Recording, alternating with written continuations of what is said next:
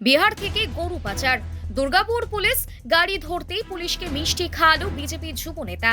Truck ভর্তি গরু আটক করল পুলিশ। আর সেই অভিযানের জন্য মিষ্টি খাইয়ে পুলিশকে ধন্যবাদ জানালেন বিজেপির দুর্গাপুর বিভাগের ইনচার্জ।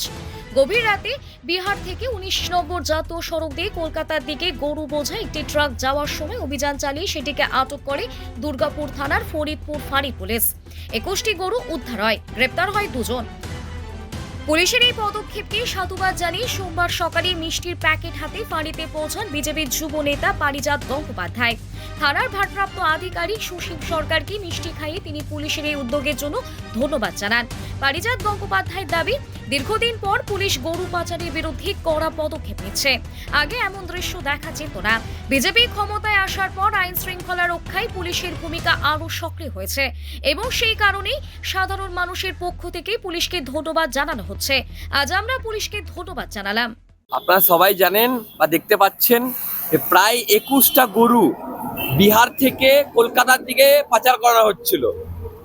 তো আমাদের এই বাংলার পুলিশ 3 মাসের মধ্যে তারা ঘুরে গেছে। আগের বছরও সেম কাজ করতে গিয়ে পুলিশ হচ্ছিল না বলে আমাকে জেল পর্যন্ত খাটতে হয়েছিল। আর 3 মাসে বাংলা সরকার আসার পর শুভেন্দুদার একদম আমাদের সিএম স্যারের শুভেন্দুদার নোটিশে একটা গরু পাচার হতে হচ্ছে না। তাই আজকে এই বাংলার পুলিশকে আমরা ধন্যবাদ জানাচ্ছি।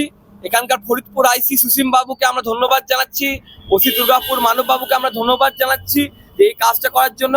পবিত্র শ্রাবণ মাস, এই শ্রাবণ মাসে যে গো মাতাদেরকে তারা রক্ষা করলো, পাচার হতে দিল না, তার জন্য ধন্যবাদের জন্য আমরা মিষ্টি নিয়ে এসেছি।